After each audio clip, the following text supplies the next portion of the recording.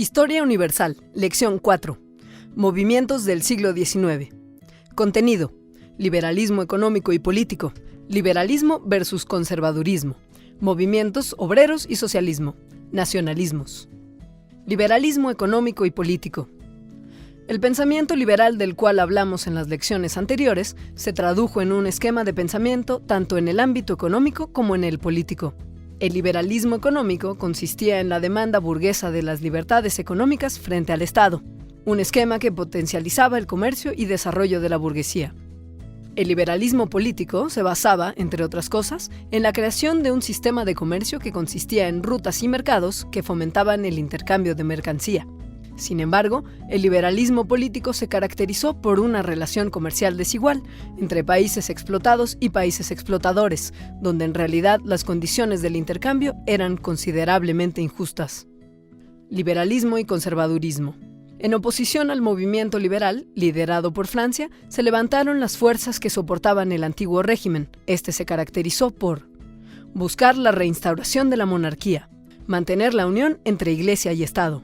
Cuando Napoleón sufrió su derrota final, las fuerzas conservadoras impulsaron el Congreso de Viena en 1815, a través del cual se proponía la reinstauración de los antiguos regímenes monárquicos en Francia con Luis XVIII y en España con Fernando VII. Las fuerzas conservadoras eran conocidas como la Santa Alianza, que agrupaban a Prusia, Austria y Rusia, encabezada por Clemente Metternich, exponente y líder de la política conservadora del siglo XIX. Sin embargo, durante el siglo XIX se vivieron constantes revoluciones liberales que atacaban al régimen conservador. Entre ellas se destacan el movimiento en España de Rafael Riego, que reinstauró la Constitución de Cádiz en 1820. Los liberales ingleses o Whigs, que en 1828 aumentaron su presencia en el Parlamento, logrando reformas liberales como la abolición de la esclavitud y la protección de los trabajadores. En Francia, las insurrecciones liberales continuaron después de la reinstauración de la monarquía, obligando a ésta a mantener cierta mesura en sus prácticas conservadoras. La primera insurrección se dio en 1830, conocida como la Revolución de Julio, y en 1848 la Revolución de Febrero destronó la monarquía de manera definitiva. Movimientos obreros y socialismo. A la par de los conflictos entre liberales y conservadores, la revolución industrial había dado paso al avance acelerado de la industria, generando una clase obrera importante que se comenzaba a agrupar en centros urbanos. Estos grupos de obreros comenzaron a organizarse con el objetivo de encontrar mejores condiciones de trabajo, y a medida que los movimientos tomaron forma, se concibió el socialismo, que establecía la necesidad de la distribución de la riqueza y la socialización de los medios de producción. A manera de resumen, hablaremos de dos corrientes principales de socialismo: el socialismo utópico y el socialismo científico.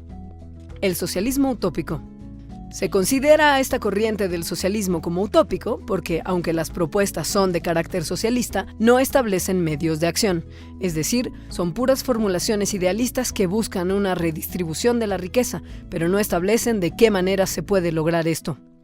Los principales exponentes del socialismo utópico son Robert Owen en Inglaterra, Henri de Saint-Simon en Francia. El socialismo científico.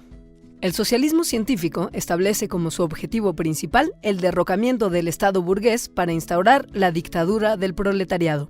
El socialismo científico, del cual Karl Marx y Federico Engels son los principales exponentes, establece que el curso de la historia debe de culminar en un sistema de propiedad común e igualdad entre todos los hombres. Se basa en una visión económica en donde la riqueza se genera a través de la explotación de las clases obreras, y una visión filosófica que explica la historia como este proceso de explotación, que culminará cuando la clase proletaria gobierne y procure los intereses de la clase obrera.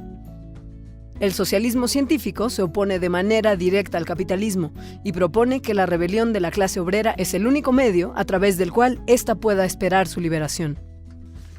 La oposición socialismo-capitalismo tendrá repercusiones importantísimas en los siguientes años, particularmente en Europa y Norteamérica. Nacionalismos. El nacionalismo jugó un papel fundamental en la lucha en Francia contra el conservadurismo. La intervención de naciones extranjeras en la autonomía francesa muchas veces fue el móvil de las luchas que, con muchísima dificultad, lograron imponer la soberanía francesa ante otras. El fenómeno nacionalista se replicó en distintos países de Europa, de los cuales dos destacan por su importancia: la unificación de Italia y de Alemania. Por un lado, Italia combatía la influencia política que Napoleón III y Austria ejercían en el territorio italiano. El movimiento carbonario de 1820 y la República de Mazzini en 1848 se pueden considerar los antecedentes de lo que, en 1871, Giuseppe Garibaldi lograría con la unificación italiana, que incluía el Reino de Cerdeña, Nápoles y Sicilia, entre otros. Prusia, a su vez, buscaba su unificación buscando liberarse de la influencia austriaca.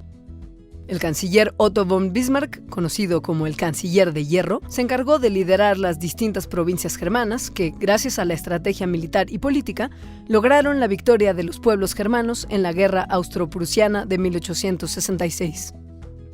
Cuando Prusia logró la victoria ante Austria, el conflicto entre Prusia y Francia estalló, particularmente en lo que respecta a los territorios de Alsacia y Lorena.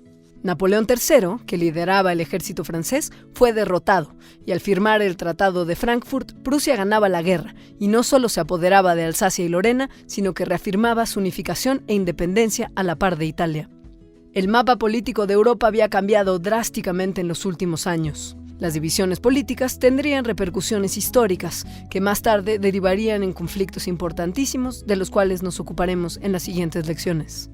Repasemos los contenidos de la lección 4.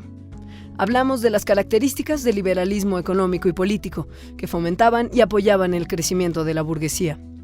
Hablamos también del conflicto en el que derivaron las guerras liberales, ante las cuales las fuerzas conservadoras se opusieron. Introdujimos los movimientos obreros y el socialismo del siglo XIX y exploramos los procesos nacionalistas como la unificación alemana y la italiana. Repasa el contenido de la lección resolviendo los ejercicios de práctica en tu cuenta de Unitips. Y cuando estés listo, pasa a la siguiente lección.